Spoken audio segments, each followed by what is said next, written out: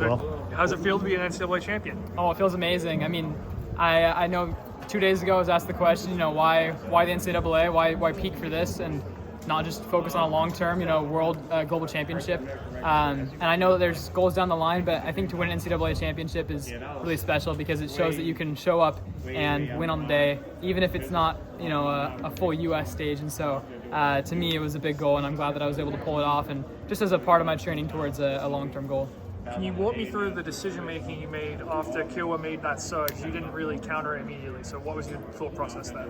Yeah, I knew that there was going to be kind of ebbs and flows to the race, and I knew that because he wasn't the one to take it out at first, which, was definitely a possibility. I told myself I'd be ready for anything, but the fact that he didn't take it out at first, I knew that he would be willing to make a surge probably 2/3 of the way through or towards the end. But I felt confident that at that pace, which was already hot, that anybody that made a move was still going to pay the last lap. And so I knew that I just needed to kind of keep the string short enough, even if there was a gap, where I could feel confident the last lap. And the string never got too long, and I could feel the tension. And the last lap felt very similar to last year's trials, where it caught me off guard when I was passing people because everyone seemed like they were standing still. And I was like, okay, no one's accelerating. This is my time to go. So although he had a gap, I could feel that there was no acceleration the last lap. And so I felt confident. To that point, even before the last water jump, I started to see that energy being generated. Just how good did that feel to start revving it up and then to be able to execute the last water jump, the last barrier the way you did? Yeah, good. It's funny. I feel like I've trained it's kind of like overspeed training in practice. You're willing to do a little more risky stuff in practice, and so I've run very fast hurdle laps in practice, and I didn't have to do that today. But if anything, my coach's words were echoing in my mind, which is stay clear of the barrier, being very intentional. And so I found myself, more than trying to go insane the last 300, just be calm and controlled and give enough but still get well over the barriers. And so while I didn't feel like I was going maybe 100%, I was certainly giving as much as I could safely, and it definitely felt good to be getting, if anything, just clearing them safe. So that felt good. James, 5 years ago, we did our official visit at BU together. Hey, yeah. You ended up going to BYU, but that's okay. I don't know why, right? On that visit, you obviously had huge goals for the NCAA. It was very clear from the beginning, and now you made it to the top. How does that feel?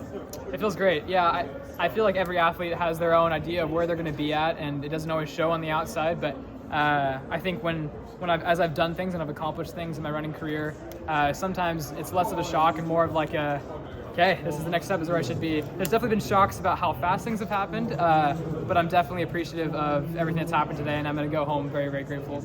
BYU has a very proud history in this event specifically. How does it feel to add your name to the list of BYU champions in the steeple? Oh, it feels amazing. Actually, as I was doing my victory lap, Kenneth Brooks, former champion, caught me over by the steeple water pit, which is, kind of cool. That's one of Kenneth's strengths, and so I admire him for that. But it was kind of poetic to see him there, and I thought about how special it was to take another dub for BYU and just continue raising the precedent there at the bar. Do you still run every workout with him, even though he's a pro now, or how often do you train with him? We're still on very different schedules, and so even last year we did a couple workouts postseason, but a lot of our stuff is separate just because the nature of the NCAA season is very different than the pro scene. This year we're trying to incorporate a lot more workouts together, and I was able to do more than I normally would with him. But now that I'm officially done with NCAAs, we can train every workout together. You had referenced after the semifinals that just for you personally, maybe in April, it was like, okay, is this all going to come together at the right time? And especially that also happened to just coincide, perhaps by pure chance, of when Joffrey went out at Brian Clay and was putting Henry Rono back in everybody's mouth and stuff like that. But just your trust in the coaches, their belief in you, just to be like, it's okay, he's on his timetable, I'm on mine, and we'll see each other in June. Yeah, it was tough. I was very intentional with the plan, and I felt very confident. And then when those times were run, I honestly did not bat an eye. I was like, you know what, I'm going to be ready when I need to be ready. But I think probably a week or two later, when I was planning on running Peyton Jordan, and I had geared up for that race, and then no one was there, and I ran at 8:30, and it felt tough. I was like, okay, now I'm a little worried, because you worry when you don't get some of that high-level competition where even if you're fit enough to do something, if you can't get the chance to push yourself either hard enough in practice or in a race, it's difficult to activate what you're fit enough for and to make use of it. And so I got a little worried there, but my coaches are really good at helping me just remember, hey, you're doing the work, you're going to be able to perform. And so I got back on my feet and stayed calm about it. Do you have eligibility left? I do. I have 2 more seasons of cross country and a year of indoor and outdoor track. Okay. So you'll be back in the fold? We'll see. TBD. Yeah, we'll hit a team meeting and talk about that. But I am very glad to say that things are going in a good direction where I have options. All right. Congratulations, James. Thank you so much, guys.